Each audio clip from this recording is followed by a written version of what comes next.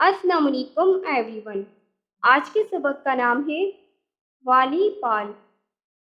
मैं इस सबक की रीडिंग करती हूँ। आप ये अच्छे से सुनिए, समझिए और सही तलफ़्फ़ुज़ के साथ पढ़ाइए।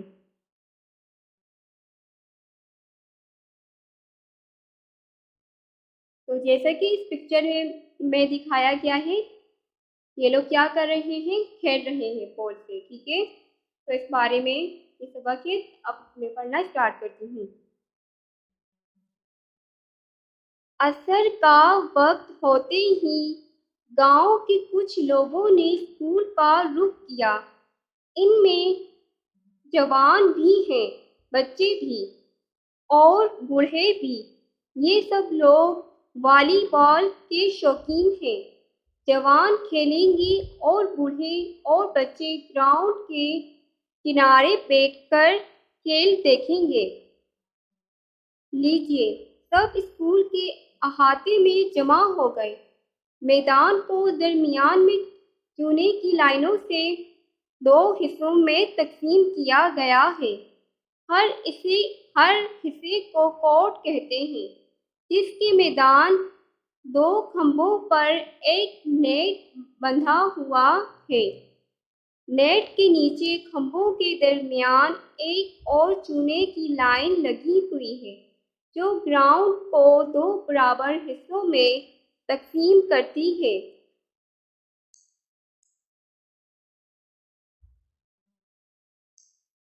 स्कूल के चौकीदार ने गेंद लाकर दी। मास्टर फीर मोहम्मद और साईं बख्श लोहार को टीमों का कप्तान मुकर्रर किया गया। दोनों अपने 5-5 साथियों समेत अपने अपने कोर्ट में दाखिल हुए। दोनों तरफ के खिलाड़ी मुखालिफ टीम के सामने 3-3 की 2 कतारों में खड़े हो गए और कप्तानों ने मरकजी जगह संभाल ली, जिसे सेंटर कहते हैं। एक साहब रेफरी बनकर खंभे की करीब कुर्सी पर खड़े हो गए। रेफरी ने सीटी बजाई। मास्टर फीर मोहम्मद की टीम का एक खिलाड़ी गेंद लेकर पिछली लाइन से बाहर सीधी जानिब के कोने की तरफ गया। एक हाथ से गेंद हवा में उछाली और दूसरा हाथ इस दौर से गेंद पर मारा कि गेंद नेट पार करके सीधी साईं बख्श के पास पहुंची। इसे सर्विस करना कहते हैं। उसने दोनों हाथ एक साथ मिलाकर गेंद पर एक ज़रब लगाई तो गेंद फिर मास्टर फीर मोहम्मद की कोर्ट में वापस आई। इधर से एक खिलाड़ी का मुक्का खाकर फिर उधर गई, उधर से फिर इधर आई।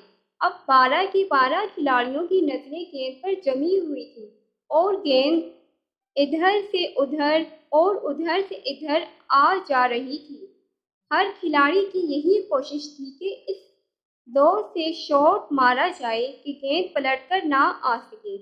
दोनों तरफ के खिलाड़ी पक्के थे, इसलिए देर तक किसी की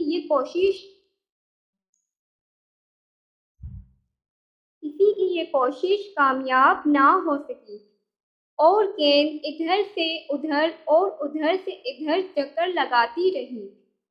आखिर साईं बख्श की टीम के एक खिलाड़ी ने जोश में आकर एक जोरदार शॉट मारा तो गेंद नेट मुखालिफ टीम के खिलाड़ियों के सिरों पर से भी गुजरकर उनके पीछे लाइन से बाहर जा गिरी। इस तरह मास्टर फीर मोहम्मद की टीम को 1 पॉइंट मिल गया। खेल जारी रहा और पहली पारी में फीर मोहम्मद की टीम ने 2 पॉइंट के फर्क से मैच जीत लिया। एक लंबी सीटी बजी और दोनों टीमों ने एक दूसरे से जगह बदल ली। इस बार साईं बख्श की टीम ने 3 पॉइंट्स बनाए। एक मर्तबा फिर कोर्ट बदले गए। तीसरी बार फीर मोहम्मद की टीम ने 4 पॉइंट्स बनाकर मैच जीत लिया। दोनों टीमों के कप्तानों ने हाथ मिलाए और खेल के बारे में बातचीत करते हुए घरों को लौट गए। तो ये रीडिंग हुई है कंप्लीट। अब इसकी मश्क की तरफ चलती हूँ।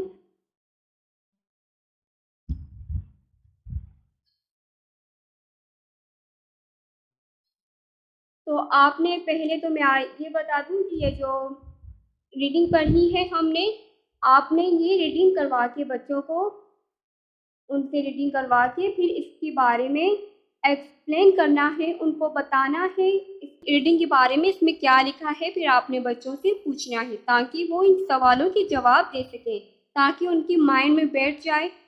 जब उनको इस सवाल, जब टेस्ट हो या एग्जाम हो, तो ताकि उनके दिमाग में कहानी अच्छे से बैठ जाए, ताकि वो इन सवालों के जवाब आसानी से दे सकें। ठीक है। और आपने ये रीडिंग अच्छे से पढ़ लेनी है ताकि आप इस सवालों के जवाब बना सकें, क्योंकि कुछ सवालों के जवाब डायरेक्ट नहीं लिखे हुए होते हैं।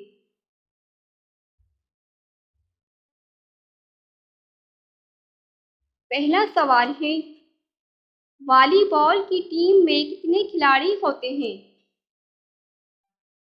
तो जैसा कि यह हमसे सवाल पूछा गया है, अगर रीडिंग हमने सही से पढ़ी है, हमें याद होगी, तो हम बता सकेंगे इस रीडिंग में से भी देखकर।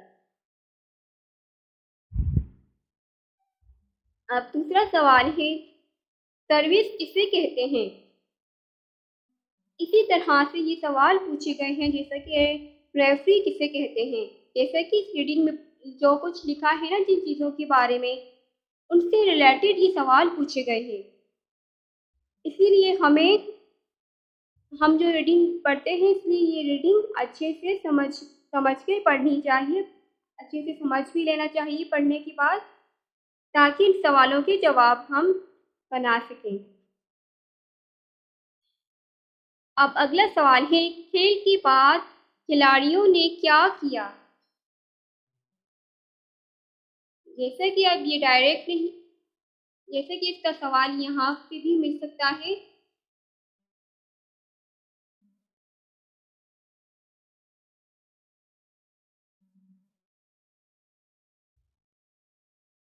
खेल के बाद आई थिंक टीमों के कप्तानों ने हाथ मिलाए और खेल के बारे में बातचीत करते हुए घरों को लौट गए। आई थिंक इसका जवाब ये हो सकता है, या फिर ऊपर कहीं हो। ठीक है। इसीलिए यह बात मैं कह रही हूँ कि ये रीडिंग अच्छे से समझ लेनी है। पहले मैंने रीडिंग पढ़ी है, आपने इसे सुनकर समझकर सही तलफ़्फ़ुज़ के साथ आपने इसकी प्रैक्टिस करके फिर सही तलफ़्फ़ुज़ के साथ बच्चों को पढ़ाना है। ठीक है। फिर आपने इसे समझना भी है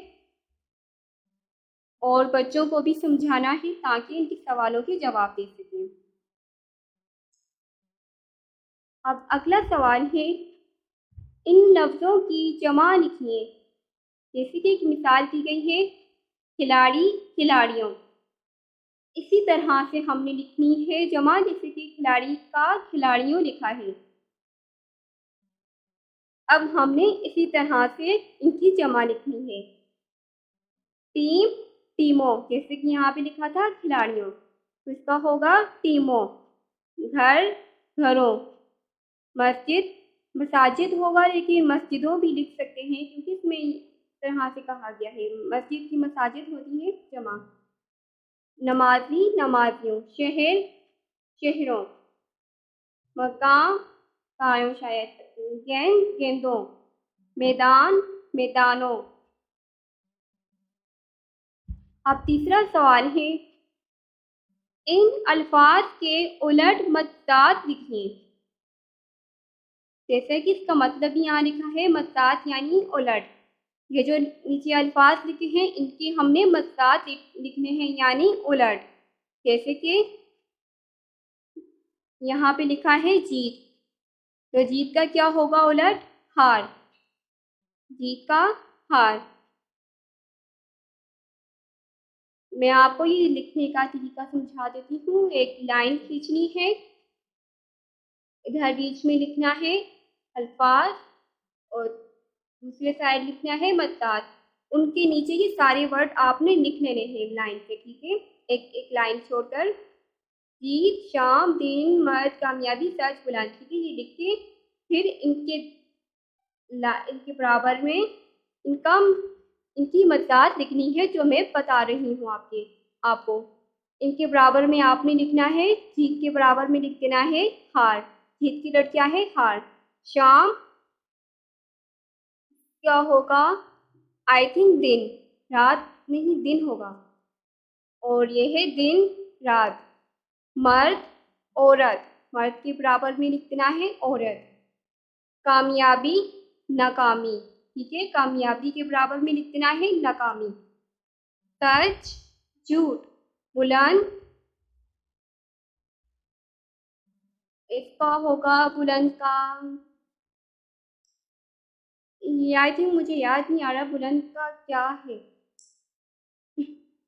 तो अब नेक्स्ट सवाल है, और सवाल है, आप जो खेल खेलते हैं उसके बारे में 10 जुमले लिखिए।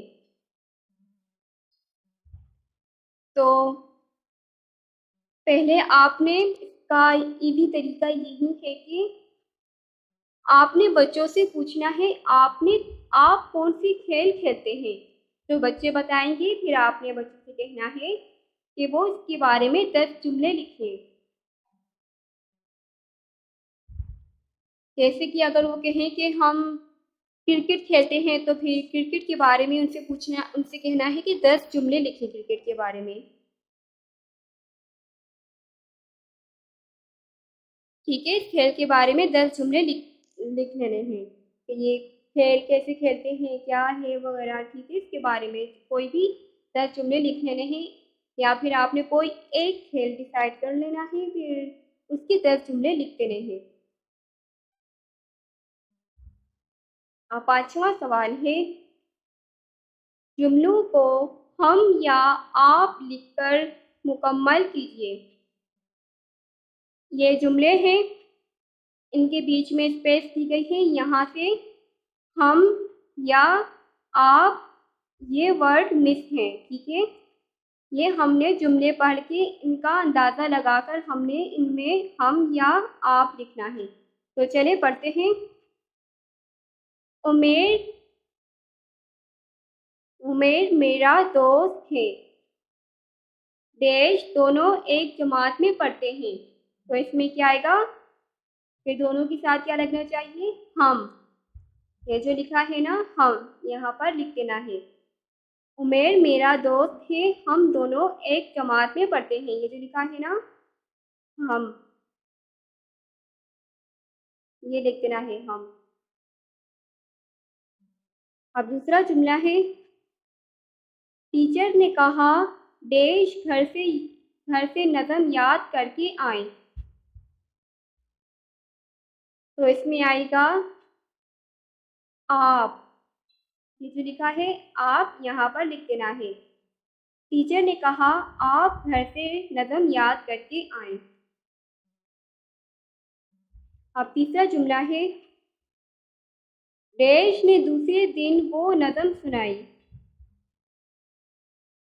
तो इसमें आएगा, ये जो लिखा है हम, में आएगा हम। हमने दूसरे दिन वो नज़म सुनाई। अब है अगला जुमला, उस्ताद देश से खुश हो गए। यहाँ पे लिखेंगे हम, उस्ताद हमसे खुश हो गए। अब लास्ट जुमला है, देश इस नज़म को कोर्स में सुनाए। तो इसमें हम आएगा या आप? अगर इसमें हम लिख देंगे तो आपको अंदाज़ा लगाने का मैं यही तरीका सही बताती हूँ। अगर इसमें हम लिख देंगे तो क्या जुमला सही होगा? तो पढ़ के देखते हैं, हम इस नज़म को कोर्स में सुनाएं। तो ये सही नहीं लग रहा, तो इसलिए इसमें आएगा आप इस नज़म को कोर्स में सुनाएं। ठीक है, इसी तरह अंदाज़ा लगाकर आप लिख सकते हैं। अब अगला सवाल है, अंग्रेजी के बहुत से अल्फाज उर्दू में भी इस्तेमाल होते हैं, जैसे कि स्कोर, ग्राउंड, कंप्यूटर वगैरह। तो इसमें बताया गया है अंग्रेज़ी के बहुत से अल्फाज हैं जो उर्दू में भी इस्तेमाल होते हैं, यानी जो एक जैसे अल्फाज हैं जो अंग्रेज़ी में भी इस्तेमाल होते हैं, उर्दू में भी। जैसे कि हम कंप्यूटर को कंप्यूटर कहते हैं, ठीक है, ये इंग्लिश में भी कहते हैं और उर्दू में भी।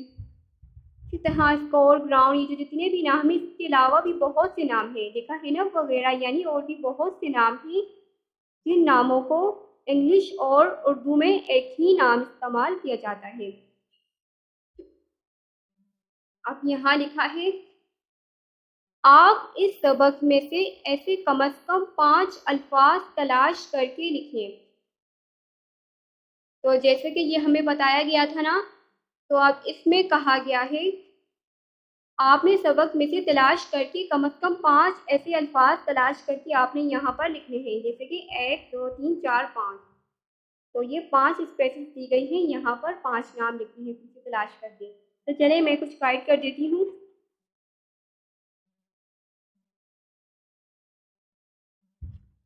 जैसा कि लिखा है स्कूल, इंग्लिश और उर्दू में स्कूल को स्कूल ही कहते हैं, ठीक है, एक तो ये हो गया। अब दूसरा है बॉल, इसको उर्दू में आई थिंक थोड़ा डिफरेंट है, इंग्लिश में बॉल कहते हैं, उर्दू में बाल कहा गया है इसे। ग्राउंड,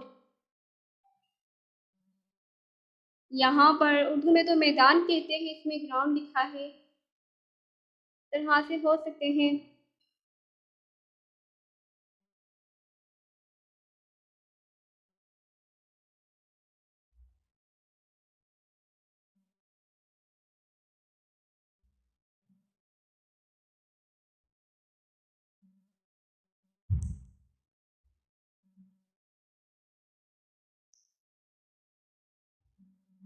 आई थिंक ये भी हो सकता है बॉल, या टीम, एक ये भी हो सकता है, उर्दू और इंग्लिश में टीम कहा जाता है। इसी तरह बहुत से हो सकते हैं।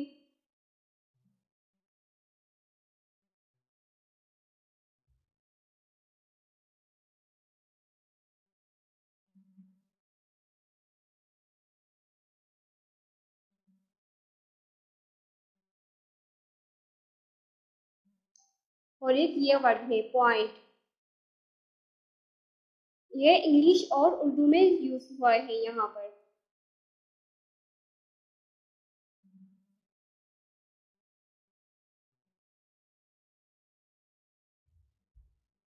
और मैच, ये भी उर्दू और इंग्लिश में है यहाँ पे।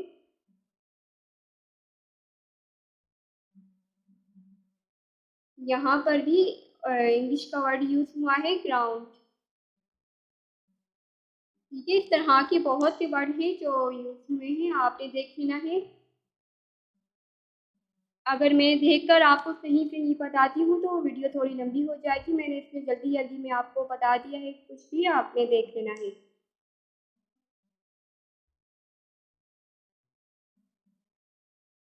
अब ये एक सरगर्मी है, यहाँ लिखा है नीचे दी गई तस्वीर को देखकर खेलों के नाम लिखिए। तो ये खेल है क्रिकेट, तो यहाँ पर लिख देना है क्रिकेट। तो इस तरह से खेलते थे, क्रिकेट कहते हैं। और ये है hockey, I think footballing hockey है ये, यहाँ पे लिख देना है हॉकी।